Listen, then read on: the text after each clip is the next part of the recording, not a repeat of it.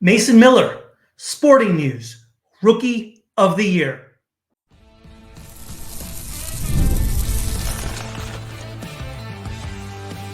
You are Locked On A's, your daily Oakland A's podcast, part of the Locked On Podcast Network, your team every day. Welcome to the Locked On A's, part of the Locked On Podcast Network, where it is your team every day. I am your host, Booney. Episodes will drop Monday through Friday at 6 a.m. That's Oakland time, Vegas time, and Sacramento time. Whether you are on your way to work, driving back from work, or listening casually during the day, this is the place for A's fans to get their latest game breakdowns, team news, and more. Thank you for making Locked On A's your first listen every day. We are free and available wherever you get your podcasts, including YouTube. And please hit that subscribe button wherever you are following the show. I'm from the Bay Area, and I have been a die-hard A's fan since 1981. I'm here to bring you a real fan's take. This is where the passion of the fans take center stage. Today's Locked On A's is brought to you in part by PRIZEPICKS. Download the app today and use code LOCKEDONMLB to win $50 instantly when you play your first $5 lineup. PRIZEPICKS, run your game. The World Series starts tonight. Yankees at Dodgers.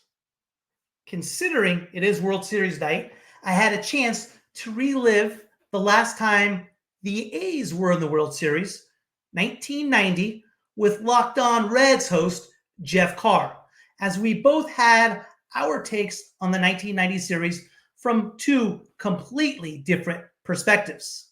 Yesterday, the Sporting News announced its Major League Baseball awards, where managers, players, and executive vote for the Sporting News awards. One individual that was not included in any of the awards was Brett Rooker. Did Brett get slighted? We'll examine that. Who didn't get slighted was Mason Miller, who was announced as the MLB Sporting News Rookie of the Year. I will get into all their American League and National League, all MLB teams, but first, let's talk about Mason Miller. I am a huge Mason Miller fan. Mason Miller, to me, is a throwback to the old school era. Standing on the mound with an intimidating presence, known for his blistering fastball that consistently clocks over 100 miles per hour. He embodies raw power and precision. And as soon as the ninth inning rolls around, you know it's game over.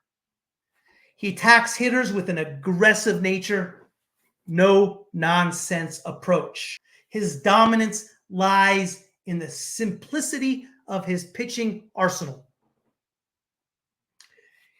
He relies mostly on the fastball, mixes in an occasional off-speed pitch here and there to simply keep the hitter off-balanced.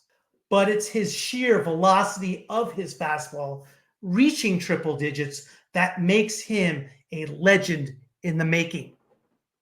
Miller appeared in 55 games this year. He struck out 104 in 65 innings. He was 2-2 and saved 28 of 31 games with a 2.49 ERA. Now, if you take out his first game, which was opening day against the Guardians, where he was brought in when the game was already decided, his 2.49 ERA drops to 2.25. Over the next 19 and a third innings, Mason Miller allowed 5 hits, 0 runs, and struck out 40. In 3 straight games on the road in April, 2 against the Yankees and 1 against the Orioles, he went 3 1/3 innings, striking out 8 of the 10 batters he faced. He allowed 1 hit and did not walk anybody.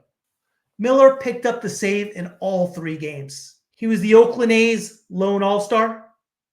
And in the game where he earned the win for the American League, he came into the 5th inning relieving White Sox pitcher Garrett Crochet, who gave up a leadoff single with the game tied at 3.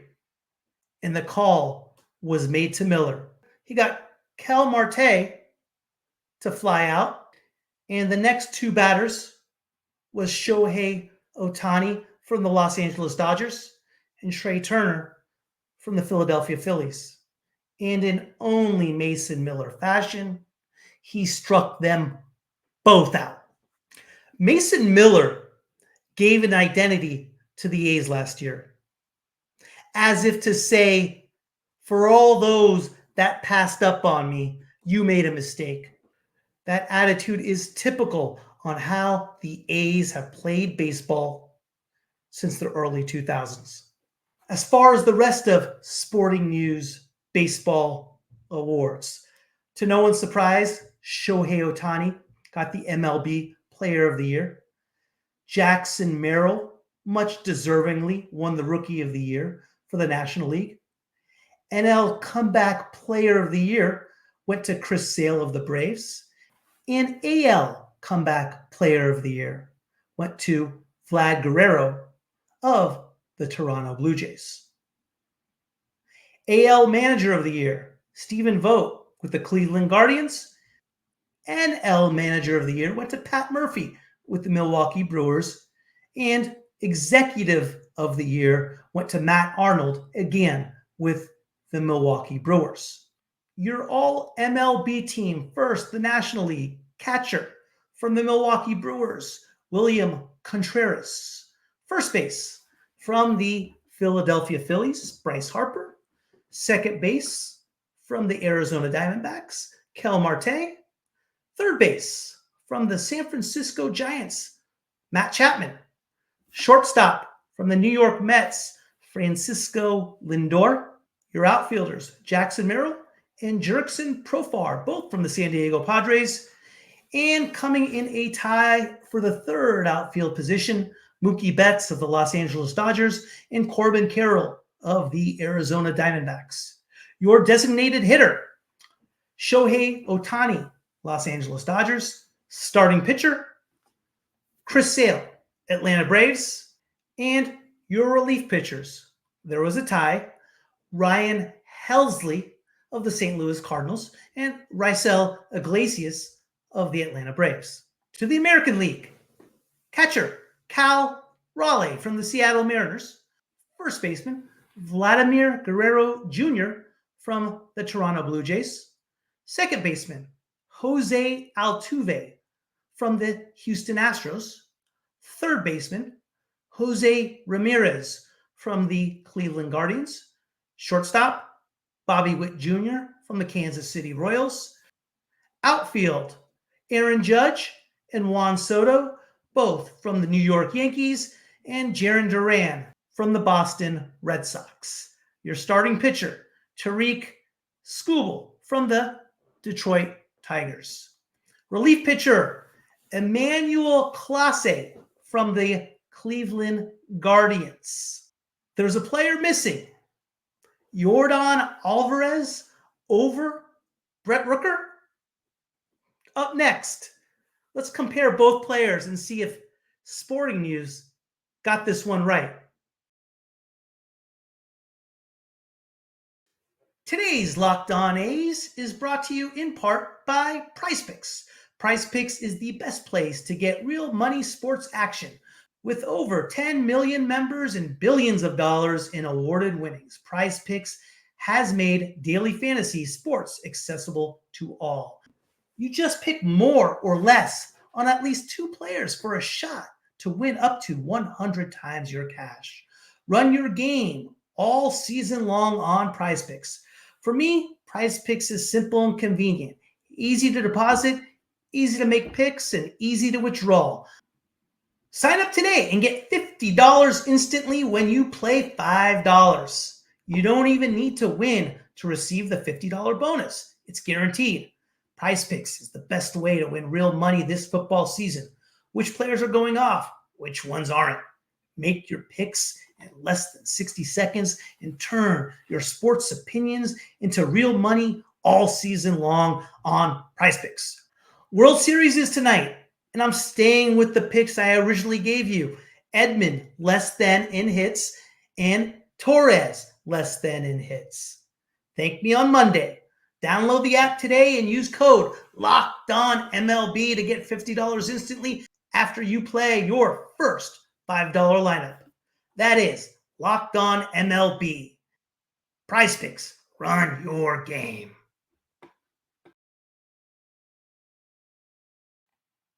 Yordan Alvarez versus Brett Rooker. Let's get after it. First category, WAR, wins above replacement. Alvarez, 5.4. Rooker, 5.6. Hits, Alvarez, 170. Rooker, 160. Homers, Alvarez, 35. Rooker, 39. RBIs, Alvarez, 86. Rooker, 112. Runs, Alvarez, 88. Rooker, 82. OPS, Alvarez, 959. Rooker, 927. But Alvarez plays in that little crackerjack box in Houston. Let's see what the OPS plus is. It's pretty tight. Alvarez, 0.172. Rooker, 0.165. Batting average, Alvarez, 308. Rooker, 293. The numbers across the board are extremely tight. Rooker got him in WAR, home runs, and RBIs. It was basically a toss-up in OPS and OPS plus. Alvarez got him in hits, average, and runs. Tight across the board, but considering Rooker got him in home runs, RBIs, I like Rooker so far. Rooker did strike out 177 times compared to Alvarez's 95. I mean, you look at two players that are almost identical. If it's up to me, if I had a vote, I'm leaning Rooker, but I suppose you can go either way on this one after examining all the numbers. I don't have a huge issue with this, but I will tell you what I do have a huge issue with, and that's the 1990 World Series.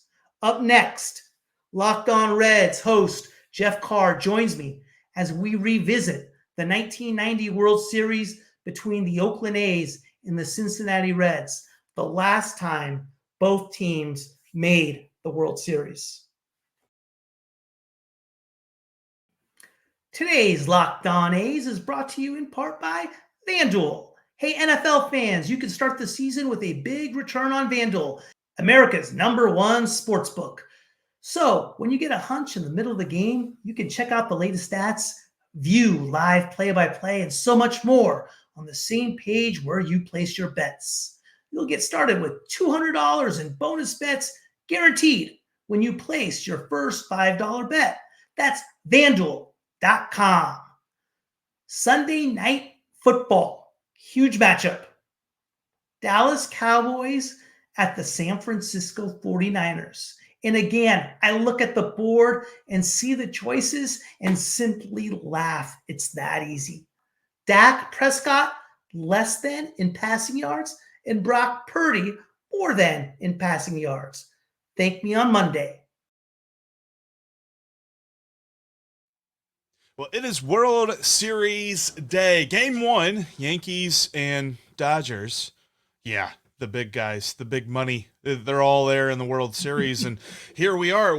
I wanted to have a little bit of memories, and actually, this was full disclosure. This was our friend Booney's idea over at Locked On A's. He is our brand new host of Locked On A's, and looking back, Booney, now, gosh, 34 years ago. The Reds and the A's got together for a memorable World Series. It was a World Series that, leading into it, the Reds had been wire to wire all year long, been first place, just done a fantastic job with a team that got better, but I don't think anybody expected them to be as good as they were. And then they show up in the World Series, and here's the A's, and the A's are feeling all high and mighty. Like, when you kind of look back on this World Series that ended up being a 4-game sweep for the Cincinnati Reds, like, what was your first takeaway just thinking back on that? This was our third straight World Series appearance. We had the big upset we lost to with Gibson and the Dodgers in '88. Then we come back in '89 and sweep the Giants, which was overshadowed a lot by the San Francisco earthquake.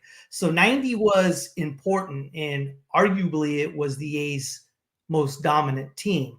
Going into the trade line of 1990, we actually signed Willie McGee, who qualified to win the batting title for the National League that same year. I mean, we were loaded, to say the least.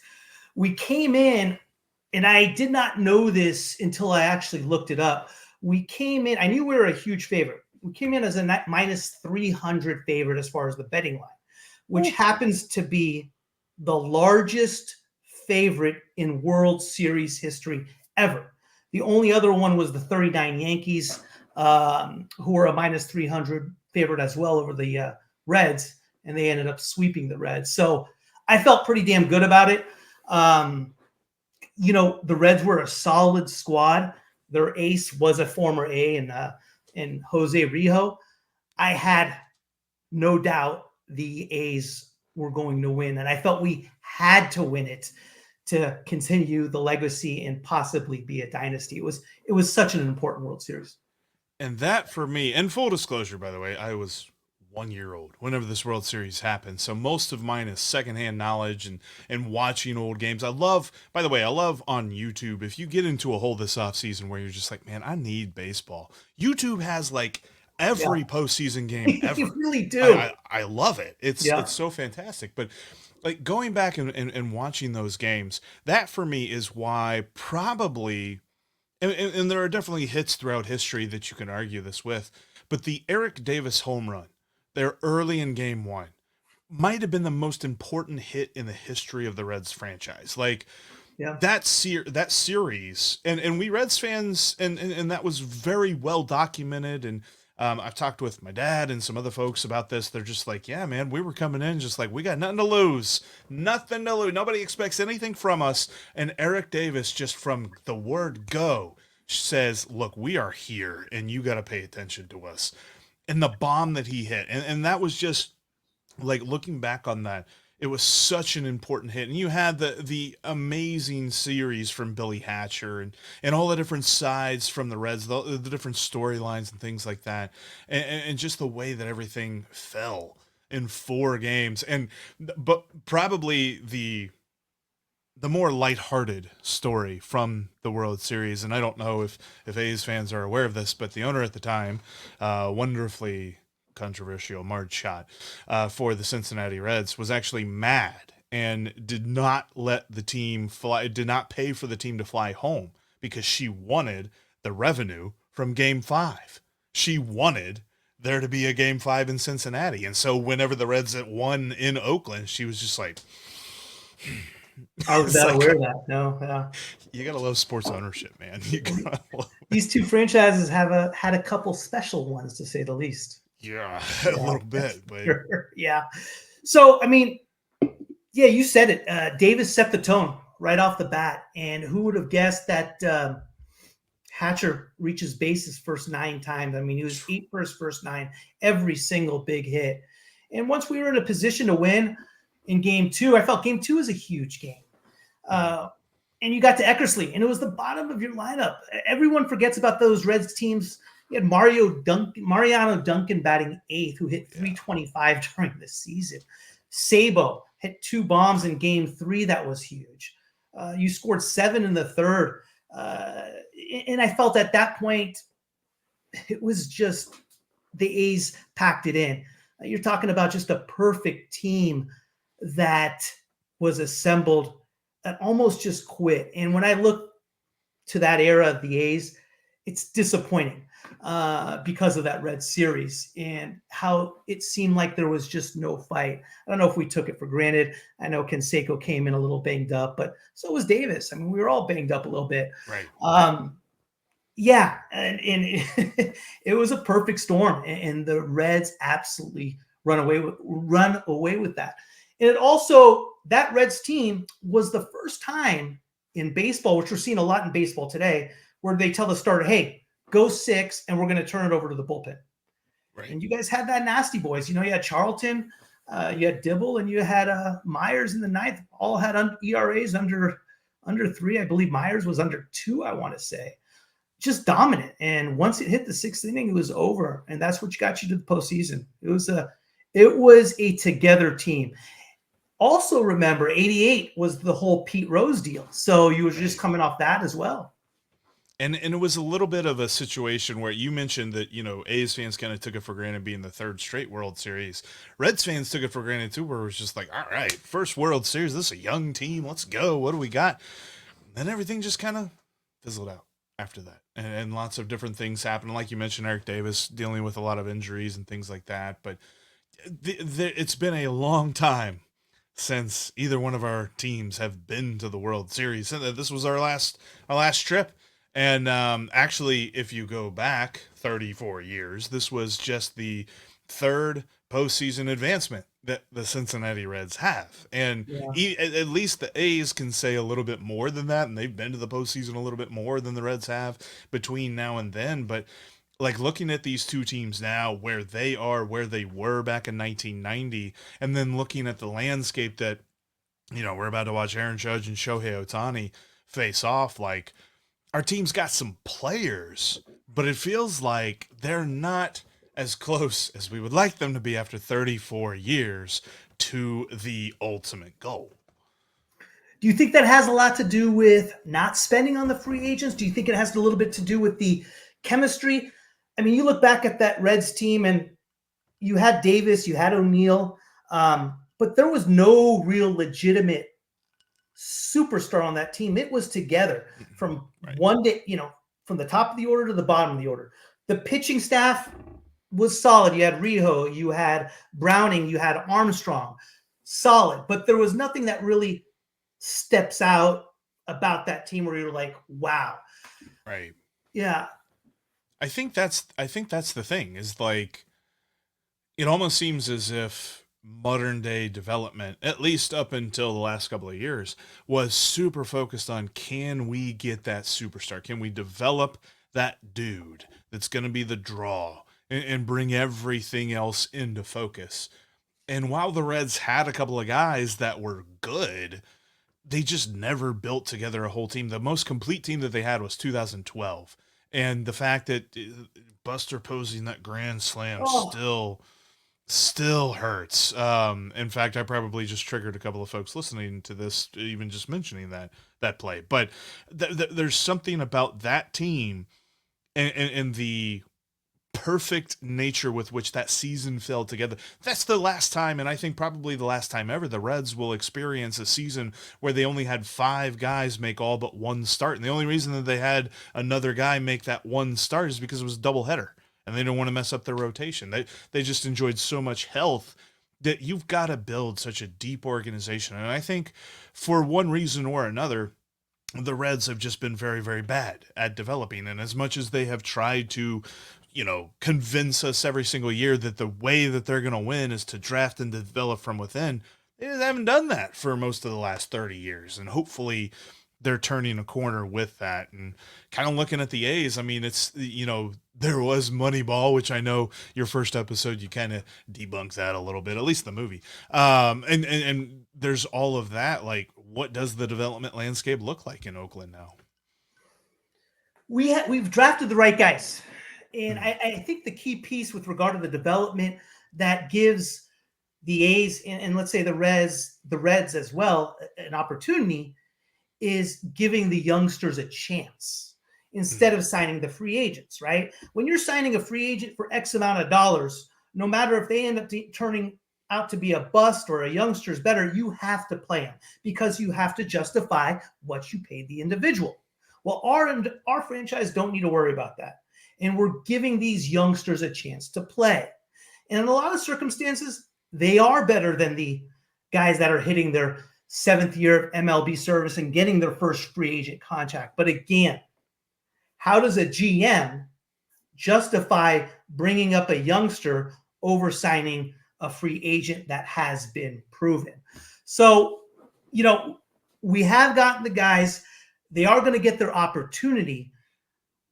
What that turns out to be, who knows? I don't think there's longevity in it. I think it's great to build, but you always still have to sign a few of those free agents to support the youngsters you have. And unfortunately, the A's have not done that in the last 2 or 3 years. So, here we are. Thank you for making Locked On A's your first listen every day. Follow me on Twitter or X at Booney, Booney 35, or at Locked On A's for more content and for more news. For your next listen, check out Locked On MLB podcast. Prepare for the Fall Classic with your pal Sully, who has it all covered every single day. Click here to listen now. Part of the Locked On Podcast Network. Your team every day. I will see you on Monday.